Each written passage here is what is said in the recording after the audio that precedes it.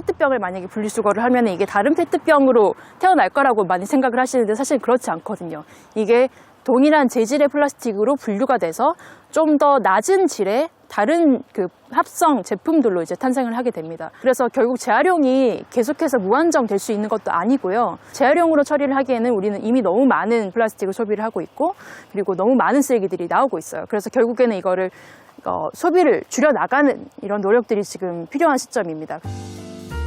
그런데 좀 의아한 물건이 하나 있습니다. 커피 마실 때 쓰는 이 투명한 일회용 컵은 왜 재활용이 힘들다는 거죠? 1일 1커피의 생활화. 우리나라의 일회용 플라스틱 컵 연간 사용량은 무려 260억 개. 재활용이 안 된다면 이거 정말 심각한 얘기 아닌가요? 생수병과 커피컵, 도대체 뭐가 다른 거죠? 선별장에서는 페트, PP, PS 이렇게 재질별로 선별을 해야 되는데 저런 페트병의 형태로 그러니까 포장재, 병의 형태로 들어오게 되면은 페트인 게 명확하게 구분이 돼요. 하지만 이 컵의 형태로 들어오는 것들은 구분이 잘 안 돼요.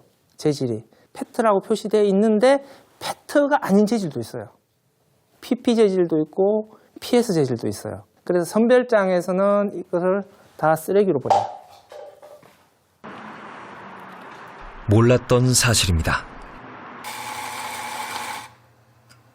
커피를 많이 마시긴 해도 버릴 때마다 늘 신경은 썼는데요. 믿는 도끼에 발등 찍힌다는 말이 이럴 때 쓰는 말 아닐까요? 다운 씨는 그 사실을 일찌감치 알게 되었다는데요. 그래서 이곳엔 아예 일회용 컵이 없습니다. 대신 텀블러를 사용하죠. 스테인리스 빨대부터 유리 빨대까지 빨대도 일회용은 없습니다. 아껴 쓰자가 아니고 안 쓰자입니다. 저 스스로가 테이크아웃 컵을 굉장히 많이 버렸었어요. 근데 회사를 다닐 때 하루에 습관적으로 3잔 정도를 마시고 그거를 버렸었는데 저뿐만이 아니라 모든 사람들이, 거의 모든 사람들이 그렇다 보니까 정말 많이 버려져서 쓰레기통이 꽉 차고 그 위로도 꽉 차서 버릴 데가 없을 지경이었거든요. 그렇다면 이 빌딩에서 도대체 몇 개가 나오는 거지? 그래서 이제 재작년에 그걸 쓰레기차를 따라가 봤어요. 이걸 쓰레기차의 뒤를 밟기 시작한 이후로 그녀의 삶이 달라졌습니다. 인터넷도 누구도 알려주지 않았던 일회용 컵 재활용. 그렇게 버려진 일회용 컵을 추적하기 시작했죠.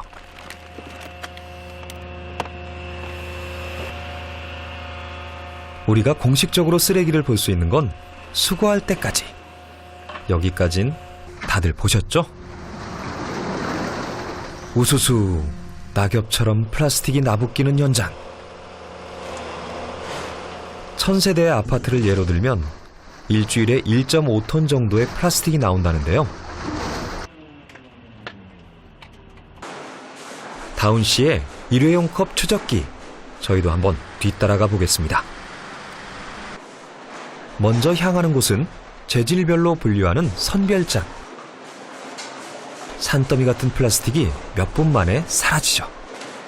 이런 식으로 이제 쓰레기가 지나가고 나면 우리가 생각하는 것처럼 정말 뭐 쓰레기를 하나하나 분리를 하고 있을 수가 없잖아요. 다 테이크아웃 컵은 애물단지라고 하시더라고요. 뭐 여기에 이제 보면은 뭐 테이크아웃 컵도 있고 우리가 재활용이라고 생각하고 버렸던 것들 한 반은 이렇게 버려지는 거죠. 출처와 재질이 불분명한 일회용 컵과 달리 그래도 대접받는 건 페트 재질.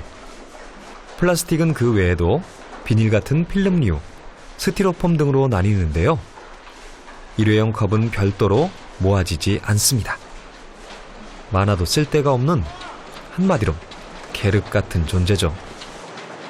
테이크아웃 컵은 많이 섞이면은 결과물의 품질이 안 좋아지기 때문에 어느 정도 섞이는 건 괜찮지만 이게 너무 일정량 이상 많이 섞여 있다. 그럼 이걸 또 골라내는 작업을 하신다고 해요. 브랜드 로고가 인쇄돼 있으면 그 또한 제거 대상. 그저 어딘가로 딸려가면 그나마 다행이라는군요. 압축된 플라스틱은 파쇄와 세척 과정을 거친 뒤 이렇게 플레이크 형태로 다시 태어나 재탄생 준비를 마칩니다. 테이크아웃 컵의 경우에는 품질이 안 좋기 때문에 투명이긴 해도 잡색이 섞이게 되거든요. 그래서 검정 완료를 넣어서 이런 식으로 부직포, 솜이 되는 거고, 최종적으로는 자동차 바닥재 같은 걸 만드는데, 여기에 이제 테이크아웃 컵이 섞여 있을 비율은 얼마 되지 않고요. 플라스틱의 여정, 생각보다 가시밭길인데요. 그렇게 버려지고만 일회용 컵은 지금 다 어디로 갔을까요? 값이 싸다는 거는 참 좋은 거죠, 경제적으로는. 근데 문제는 이 값이 싸기 때문에 재활용이 힘들어요. 왜냐면 재활용에 비용이 드는데 값이 싼 거를 재활용을 하려는데 이게 돈이 돼야지 누가 붙어가지고 일을 할 거 아닙니까? 우리가 환경을 보호하고자 하는 비용, 이것이 거기에 더해져서 실제로 이 값은 굉장히 싸지만 이게 나중에 치명타를 환경에 미치기 때문에 그거를 복구하는 데 필요한 비용을 우리가 미리 쓴다라는 개념으로 접근을 하게 되면 그러면 이제 비용이 조금씩 맞아떨어질 수 있겠죠. 20세기 인류의 가장 위대한 발명품. 가벼우면서도 튼튼하고 잘 늘어나면서도 질긴 천의 얼굴. 만드는데 5초, 쓰는데 5분, 보내대는데 500년이 걸린다는 플라스틱. 그 결과 동물들의 몸에서 플라스틱이 나오고 있습니다.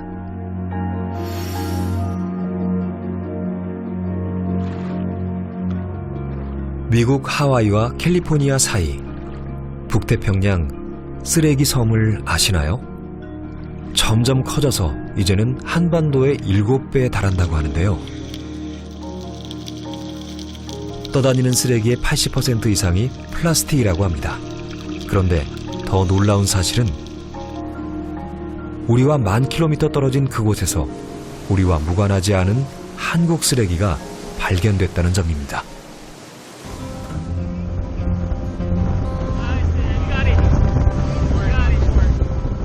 지난해 10월 환경탐사 중에 우연히 한 플라스틱 용기가 발견됐는데요. 다행인지 불행인지 그곳엔 한국인 항해사 김현식 씨가 타고 있었죠.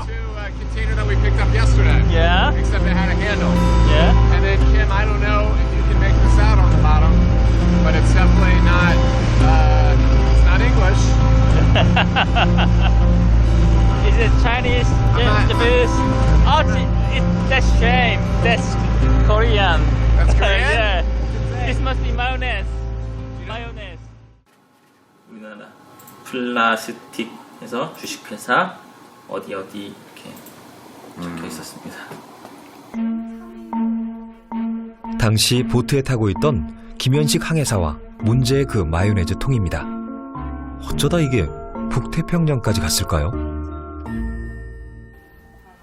첫 번째로는 우리나라 주변을 흐르는 해류에 의해서 떠내려갔을 가능성이 있고, 가깝게는 그 근처를 지나던 어선이나 상선에서 버렸을 수도 있고, 또는 미국이나 뭐 필리핀 같은 다른 나라에서 우리나라 제품을 소비하고 버렸을 수도 있고요. 이게 사실은 제가 우연히 봤을 뿐이지 제가 못 본 수많은 우리 쓰레기가 또 있을 거 아닙니까? 또 그래서 이 쓰레기 섬과 우리나라가 좀 먼 관계는 아니구나. 환경감시선의 항해사로 일하고 있는 그는 1년에 2번, 3달씩 오염된 바다를 누비는데요. 부서지다 못해 죽처럼 변한 미세 플라스틱. 지금 우리 바다의 모습입니다. 어떤 사람 보고 가래 같다, 콧물 같다 이렇게 얘기하는데, 그런 끈적끈적한 덩어리에 작은 알갱이들이 이렇게 들어있어요. 샤워줄처럼. 그래서 보면서 그냥 좀 되게 징그럽다 그런 생각이 들더라고요. 그러니까 나중에는 우리 어떤 그런 섬유같이 정말 작아져서 그 크기가 5마이크로미터라고 해서 우리 인간 세포보다 작은 거예요. 그러니까 그냥 물고기도 그냥 무심결에 그냥 섭취할 수밖에 없는 거죠. 이대로 방치하면 50년 후 바다에는 물고기보다 플라스틱이 더 많아질 거라는 무서운 경고도 나옵니다.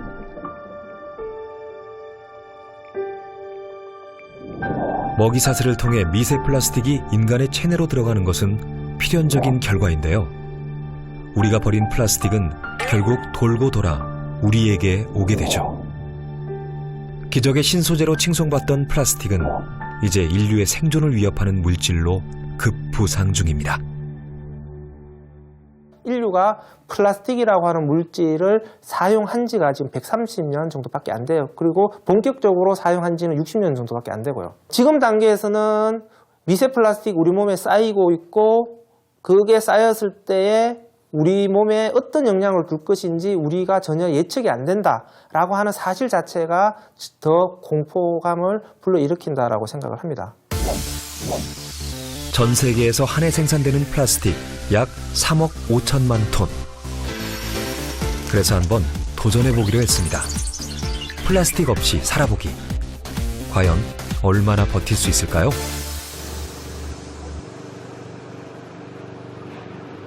(7년차) 자취생 우지수 씨. 배달 앱은 그의 삶이죠. 그의 배달 음식 경력도 7년차에 빛나는데요. 삼겹살 1인분도 배달이 가능한 시대. 사실 엄마가 아니라면 집에서 이렇게 차려 먹기도 어려운데요. 고기, 채소, 국까지. 가격 대비 구성도 훌륭합니다. 해야 할 일도 많은데 그래도 먹는 데는 아끼지 말자. 이게 지수 씨의 철칙이죠. 얼마나 자주 시켜 먹는 것 같아요? 보통 하루에 한 번 정도 시켜 먹는 것 같아요. 주말에는 더 많이 시켜 먹어서 일주일에 하면 한 10번 정도 안 되는 것 같아요. 총알 배송, 새벽 배송도 플라스틱 사용량을 부추깁니다.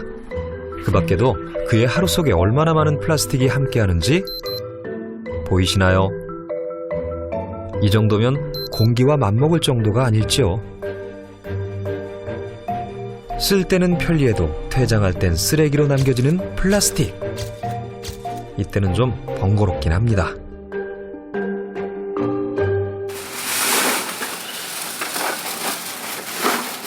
이게 플라스틱 모아놓은 곳이. 이게 얼마나 모은 거예요? 이게 한 열흘 정도 모은 것 같아요. 열흘? 네. 열흘인데 이렇게 많이 쌓여있어요? 네. 물이랑 배달 음식을 많이 시켜 먹다 보니까 많이 쌓인 것 같아요.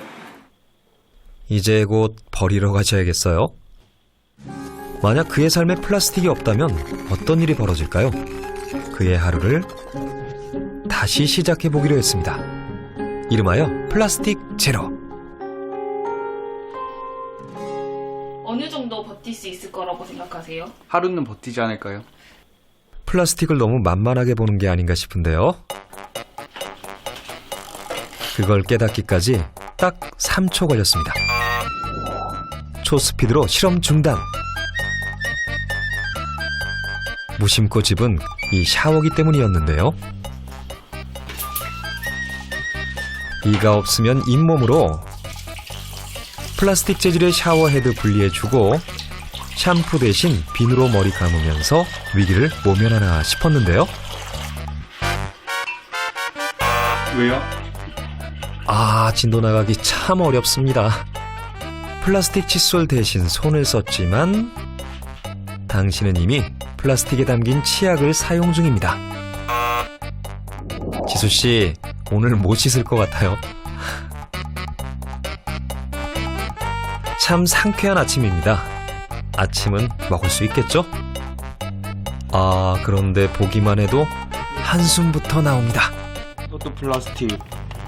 이것도 플라스틱. 결국 그가 찾은 먹거리는 이것뿐입니다.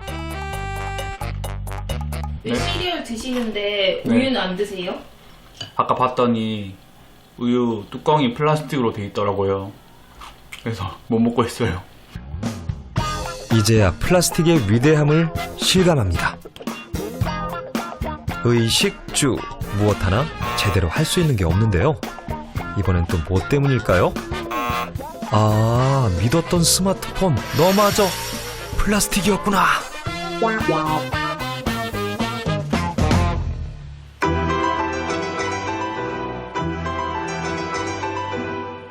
이제야 깨달았습니다. 플라스틱을 쓰지 않으려면 아무것도 하지 말아야 한다는 것을요. 잠깐 해본 플라스틱 없이 살아보기. 그의 인터뷰는 이렇게 바뀌었죠. 플라스틱 없이 생활 못 할 것 같은데요. 절대 못 살 것 같아요.